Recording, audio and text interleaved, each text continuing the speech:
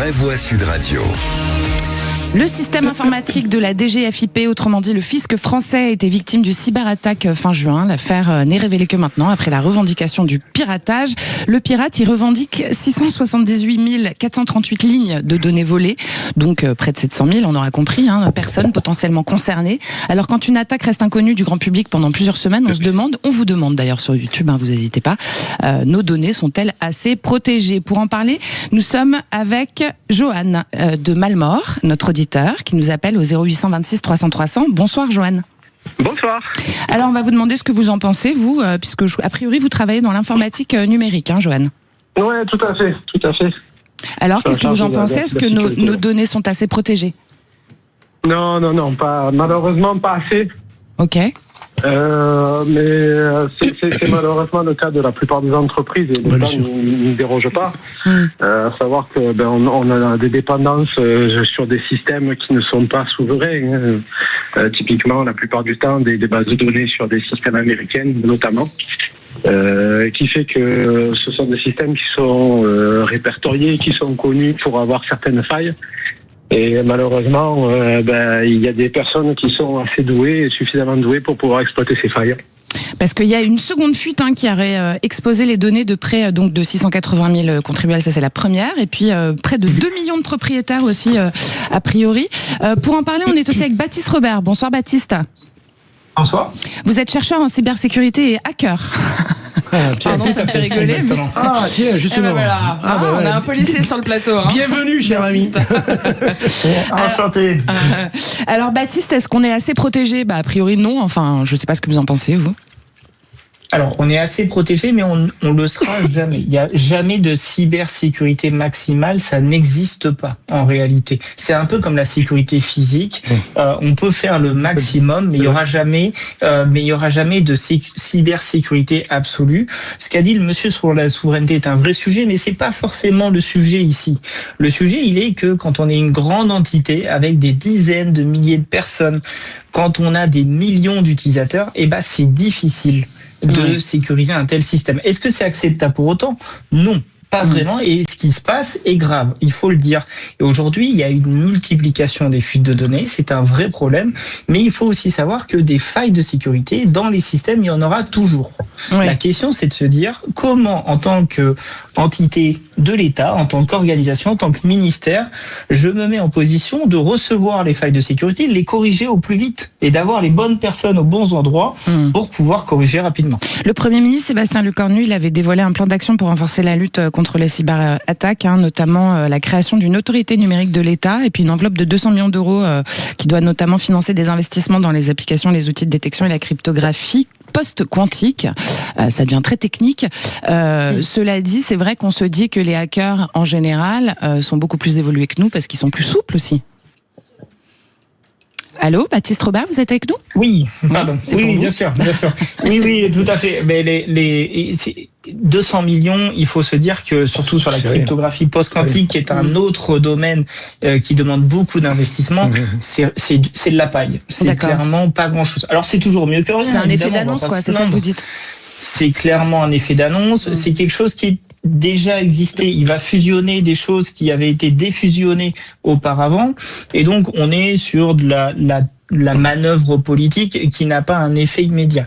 Pour avoir un effet sur la cybersécurité de l'État, le problème c'est que c'est systémique. Il faut faire un audit de où est-ce qu'on dépense les choses, qu'est-ce qu'on a pris, est-ce qu'on a des bonnes solutions aux bons endroits, est-ce qu'on a les bonnes personnes aux bons endroits. J'ai l'impression que c'est une conversation qu'on a en boucle avec tous les projets du gouvernement en ce moment, depuis quelques jours.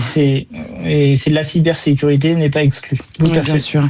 Salia Etamou, quand on sait que ce piratage il a eu en juin et qu'on le sait que maintenant parce que le pirate a revendiqué, on est à même de se poser des questions aussi. Ah, c'est sûr qu'on peut se poser beaucoup de questions. J'ai regardé un petit peu justement pour avoir quelques informations. On a Bercy qui a fini par avouer, donc il le savait. Maintenant, qu'il le sache. Alors, c'est vraiment moi ce que je pense, c'est qu'il le sache et que le grand public ne le sache pas. C'est pas en vrai le fond du problème. Le fond du problème, c'est de régler le problème. C'est-à-dire de trouver une solution, puisqu'aujourd'hui on a rendu les déclarations en ligne obligatoires sous peine d'amende. On a obligé 31 millions de Français à mettre leur vie fiscale en ligne. Et aujourd'hui on leur dit, en fait on n'est pas capable de vous protéger. Ouais. C'est vrai. C'est un vrai sujet. Bruno Pomar. Je crois que la DGFiP, la Direction Générale des Finances Publiques, effectivement, a une responsabilité là-dedans sur moderniser leur système informatique. Mais je crois que c'est dans tous les ministères, dans tous les régaliens, il y a des problèmes. On le voit. On l'a eu malheureusement au ministère de l'Intérieur également. Ouais. C'est une vraie question. Et quand on voit ce qui s'est passé là, c'est quand même des données vachement confidentielles, parce que à travers ça, je discutais avec un ami qui est banquier, qui m'expliquait que piquer les informations, nom, prénom, adresse, tout ce qu'on peut imaginer, c'est savoir ce que les gens ont dans le panier, comme on dit, et ça peut faire l'objet, comme on a vu avec la crypto, de gens qui sont ciblés pour aller les saucissonner et les kidnapper, voire les détrousser, comme on dit. Donc c'est un vrai problème, et je crois que voilà, ce pays a besoin d'une réforme totale sur tout un tas de domaines. On n'a pas su anticiper, encore une fois, et puis on voit malheureusement le résultat, quoi. On est en train de le payer, et le milieu des finances, pareil, encore une fois. Donc il va falloir réagir très rapidement. Il est temps qu'on arrive au futur présidentiel pour pouvoir changer. Ça, je suis bien d'accord, il est temps. Baptiste Robert, je sais que vous devez nous quitter, donc je vous repose une petite question juste avant. Berthier, il a finalement effectivement confirmé qu'un accès légitime intervenu fin juin à la suite d'une usurpation d'identité avait permis cette consultation et extraction de données. Donc autant dire qu'en fait, en termes de pare-feu, j'ai envie de dire, de sécurité, c'était caduque pratiquement. Alors, oui et non, et attention, dans ce que vous avez dit précédemment, ils n'étaient pas forcément au courant. Peut-être qu'il s'est passé 1 mois et demi, mais il est tout à fait probable que les impôts aient appris en même temps qu'ils avaient été hackés. C'est-à-dire comment on peut ne pas voir une fuite de données aussi importante? Si on n'a pas de système de monitoring, si on ne sait pas qui est présent, si on ne monitore pas ce qui rentre et ce qui sort de son réseau, un attaquant qui est un peu malin, ou pas d'ailleurs, parce que s'il n'y a pas de système de surveillance autour, il va être en capacité de rentrer, de faire sa petite affaire, d'exfiltrer les données dont il a besoin, et il repart comme ça, et personne l'a vu, personne l'a arrêté. Et donc, il y a un scénario, je ne sais pas, j'ai pas accès au dossier et aux personnes en question, mais il y a aussi un scénario où la direction générale a appris en même temps que tout le monde qu'ils avaient été hackés. J'ai envie de dire, c'est presque pire, la communication.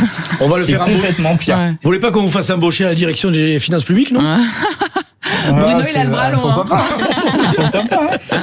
Bon, merci beaucoup d'être venu partager avec nous, Baptiste Robert. Je rappelle que vous êtes chercheur en cybersécurité et hacker. Vous restez avec nous, chers auditeurs. Puis d'ailleurs, on a toujours Johan qui nous appelle de Malmort dans les Bouches-du-Rhône. Du Rhône, pardon. C'est un joli lapsus que je viens de faire. Voilà, donc vous faites comme lui. Vous nous appelez au 0826 300 300. Nous, on arrive tout de suite. À tout de suite. 17h-20h, les vraies voix Sudra, 17h-19h, Judith Belair. Et à 17h17, je vous rappelle nos vraies voix du jour. Les vraies voix Sud Radio. Salia Aïtamou, vous êtes humoriste, entrepreneur, fondatrice du Women Comedy Tour et chroniqueuse.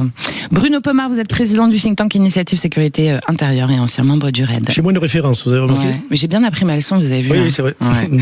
Allez, c'est reparti pour la question du soir. Les vraies voix Sud Radio. Le fisc français a été piraté fin juin. Près de 700 000 contribuables pourraient être concernés par la fuite. L'attaque n'est révélée que maintenant car le pirate revendique. Alors, il aurait récupéré des données de contribuables, mais genre beaucoup. Et donc, une question se pose d'ailleurs, on vous la pose sur YouTube, vous n'hésitez pas à les commenter. Nos données sont-elles assez protégées? A priori, on a la réponse, mais bon, on va continuer à échanger. On est toujours avec Johan qui nous appelle de Malemort. Bonsoir, Johan. Bonsoir. Bonsoir. Donc, oui. Alors, vous, en fait, ce que vous dites, c'est que il y a un problème de trou dans la raquette, quoi. C'est-à-dire qu'en fait, dès qu'on voit un petit trou dans le grillage, même, en fait, on peut s'y engouffrer quand on est un hacker spécialisé, quoi.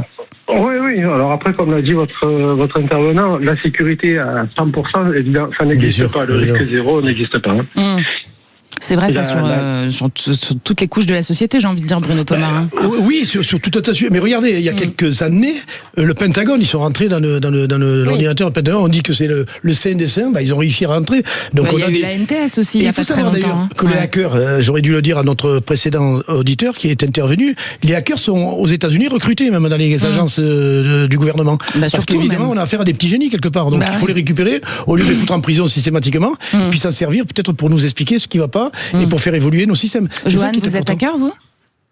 Non, non, dites-le. non. Il a bugué, il a trop bugué. Allez, avouez-le. Je m'attendais pas à cette question.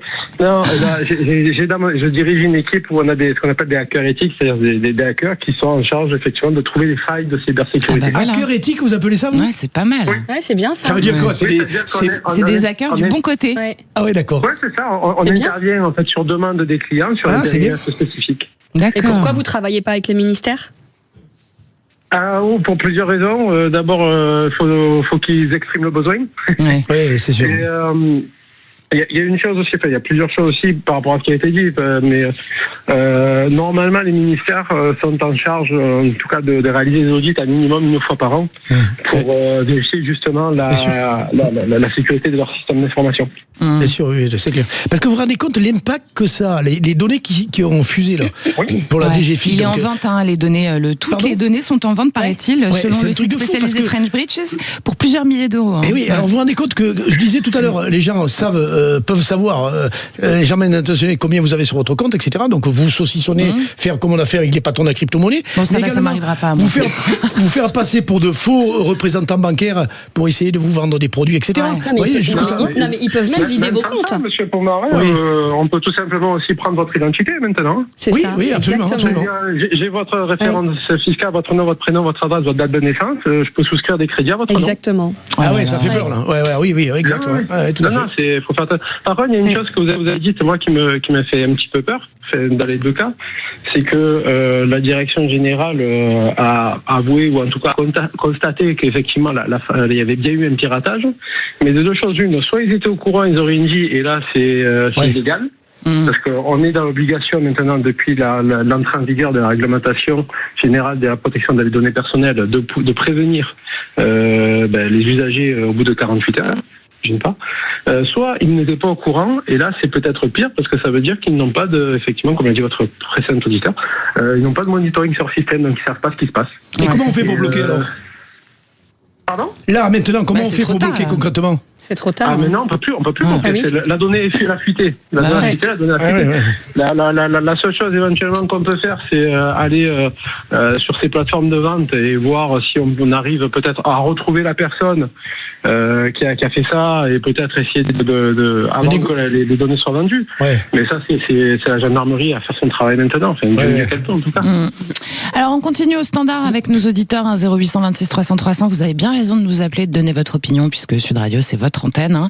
On est avec Anthony, qui nous appelle de Pessac. Bonsoir, Anthony. Et bonsoir à tous. Bonsoir. Alors, Anthony, vous travaillez dans la cybersécurité. Ce que vous dites, c'est que pour les services de l'État en général, il y a des appareils qui sont quand même assez vieux, quoi. Oui, tout à fait. Alors, moi, j'interviens souvent dans tout ce qui est administration pénitentiaire et même pour le ministère de l'Intérieur, pas pour le SGANU. Ouais. Donc beaucoup de police et de gendarmerie. Et pour ce qui est existant, le matériel actif, donc le matériel informatique, est très vieillissant, voire pas du tout sécurisé. Voire obsolète, quoi. C'est ça? Oui, obsolète, même qu'on peut acheter dans le commerce. Ça m'est déjà arrivé. Et donc, c'est du matériel qui peut être hacké facilement. Ouais. Donc en fait, ce qu'on disait tout à l'heure sur cette enveloppe de 200 millions d'euros que prévoit le gouvernement, en fait, c'est comme, pardonnez-moi le terme, parlons vrai, c'est du pipi de chat, quoi. Oui, si vous voulez, pour toutes les constructions nouvelles, ça j'ai pas de doute, tout est bien fait, mais c'est pour l'existant. Et des fois, on va faire des extensions. Les extensions sont sécurisées, mais le cœur de réseau en lui-même, le cœur du système, lui, ne l'est pas. Ouais. Et donc, ça va coûter des gros billets, quoi. Ouais, c'est vrai. Salia Itamou, en fait, quand on entend qu'il y a aucun budget, en fait, pratiquement, qui est détaché à cette cybersécurité, qui est devenue un élément essentiel de notre sécurité en général, on est quand même à même de se poser des questions, quoi. Bien sûr qu'on peut se poser des questions, et moi ce que je peux en tout cas en dire, c'est que à partir du moment où on sait qu'il n'y a pas le budget nécessaire pour sécuriser justement ce genre de catastrophe, vraiment c'est fou ce qui s'est passé. Mais dans ces cas-là, on le dit aux usagers. Ça veut dire que on n'oblige pas les usagers à être obligés de mettre par exemple leurs impôts, à être voilà, on peut en ligne, vous voulez dire, bien sûr, on repasse au papier. Oui, bien sûr, ça marche très bien le papier. Ouais. Tout est numérisé aujourd'hui, quand même, Bruno Pomar, c'est compliqué de revenir en arrière. Oui, mais tout est numérisé, mais rien n'a été sécurisé. Alors, Donc, je pense pas que rien n'a été Quand je dis sécurisé. non, oui, on s'entend, C'est bien sécurisé, sûr. mais c'est rétrograde, c'est vieux, quoi. Donc, Mais évidemment, imaginez pour la police, par exemple, si on devait repasser au papier pour les plaintes et tout, ça serait l'enfer. Bah oui, Oui, surtout non, mais qu'on là, on a. parle pas de la même chose. Oui, mais Bah, quoique, quand même, hein. c'est. S'il y a un commissariat qui est piraté, que les données elles remontent, c'est pareil, ils ont des données personnelles Ouais, sur les importantes. Oui, c'est plaintes vrai. les plaintes en ligne, effectivement, Ouais. il y a un service qui a été mis en place qui est quand même là sécurisé parce que c'est les dernières générations. Mais on l'a vu il y a peu de temps d'ailleurs, encore une Ouais. fois, le ministère intérieur a été aussi hacké sur Oui, les et puis sur les l'Agence sujets, quoi. nationale des titres sécurisés, la NTS, elle a été hackée en avril. Il y avait eu et ce qu'ils disent aussi, c'est qu'en 2025, il y a eu 453 200 atteintes numériques oui. qui ont été enregistrées. C'est une hausse de 87% Oui, sur les oui, dernières Et années. je vous rassure, c'est pas que la France, hein. Pensons pas qu'on Oui, est oui. non plus à la, Oui, bien au sûr. Moyen-Âge, nous, hein. Je vous dis, le Pentagone, sûr. il y a quelques années, Ouais. le Pentagone, on Ouais. dit, c'est Bon, impossible quand on d'entrer. sait que les Américains de la CIA, ils parlent sur Bah, Telegram en évidemment. même temps. Mais Bon. en attendant, on a quand même le fils qui sait tout de nous. Oui, Et c'est sûr. qui Et ne nous, sait on pas- sait rien tu as de lui. raison. Pardon. et qui ne sait pas se protéger de tout le monde. On sait que Judith Belair a beaucoup d'argent. Ah oui. Ah, Ouais, non, c'est sûr J'ai que fait- moi, j'ai dit parce un scoop, que c'est ce un que je scoop, disais j'ai tout dit. à l'heure, c'est que je serais pas saucissonnée s'ils ont accès à mon dossier. A priori, ça va aller. coupez, vous couperez s'il vous plaît. Non, plus sérieusement, écoutez, moi en tout cas pour clôturer ce que j'ai à dire là-dessus, c'est qu'à un moment donné, j'accepte moi qu'il y ait voilà des erreurs, qu'il y ait des hackers qui ont envie de s'amuser, etc., à revendre Gagner des de l'argent données, etc. surtout, ouais. Non, mais voilà. Mais il y a des victimes derrière, et ça, Ah, c'est c'est ça, le grave. problème, bien sûr. Et la deuxième des choses, c'est que, à un moment donné, il faut se rendre aussi à l'évidence et reconnaître que notre système, il est peut-être pas assez performant, et il faut travailler pour le performer, quoi. C'est tout, en fait. Il y a du boulot. hein. Travailler pour le Ben performer, oui, faut j'aime bien travailler ça, pour le Brûlé performer. Ah, Pommard. mais elle est vachement optimiste, Elle est c'est bien, clair. ça, Lia. Oui, Alors oui, moi, je suis toujours optimiste. Mais Non, mais t'as raison, mais bon. on a des moyens, on le disait encore hier, Ouais. on a des moyens en France, on peut faire des choses. Bon sang, pourquoi on le fait pas Et 200 millions, on va pas faire des miracles. Hein. Je te rassure, changer des concepts informatiques de ce niveau-là, à mon avis, ça coûte beaucoup d'argent. Anthony, vous êtes encore avec nous? Oui, je suis À là. votre avis, combien d'argent plutôt il faudrait, et combien de temps d'ailleurs, tiens, pour remoderniser un petit peu tout ça là? Eh ben, je ne saurais pas trop quoi dire parce que vu que les prix du matériel informatique ont augmenté ces derniers mois à cause du problème de RAM et de semi-conducteurs, Ouais. les prix là, Tout augmente, c'est dingue. ils ont beaucoup gonflé quoi. Donc, Ouais. Mais bien sûr. pour un serveur informatique, il peut y en avoir pour 5 000 €, juste le serveur. Hein. Ah ouais, ça. c'est énorme. Donc Ouais, il faudrait c'est clair. beaucoup plus d'argent Ah oui, que c'est cette pour ça, enveloppe bien dont sûr. nous parle effectivement le Premier ministre. Merci beaucoup Anthony, merci Joanne, merci à vous aux auditeurs de Sud Radio Merci. d'être présents à ce rendez-vous des vraies voix de l'été et de venir participer. D'ailleurs, vous le savez, vous pouvez commenter et dire ce que vous pensez sur notre chaîne YouTube. On fait un point sur vos commentaires avec vous, Quentin Saunier. Et oui Judith, puisqu'on vous pose cette question, nos données sont-elles assez protégées? Vous répondez non à 98%, en grande clair. majorité. Voilà. Vous nous laissez aussi beaucoup de commentaires plutôt du même avis. Julien qui nous dit, avec des ordinateurs de la préhistoire et des logiciels qui vont avec, on peut se considérer chanceux si le mal n'est pas pire que ça. On a Laurent qui nous dit, ils viennent nous vendre leur future identité numérique, euro numérique, passeport numérique et j'en passe, ça promet. Et enfin on a Guillaume du même avis qui nous dit, ils veulent tout numériser mais ils se tirent une balle dans le pied, les pirates informatiques vont s'en donner à cœur joie. Eh ben, on aime bien comment vous parlez, vous, les auditeurs de Sud Radio. Ouais, Vous c'est la parlez douche, vrai, hein. hein. Ouais, Voilà. c'est la douche, On à vous chaque fois. aime, ne changez rien. Merci Quentin Saunier. Il est 17h28 sur Sud Radio. Dans un instant, ça va être le tour de table de nos vraies voix. Et ils ont des sujets chauds, évidemment, vous pensez bien, hein, donc vous restez là. À tout de suite.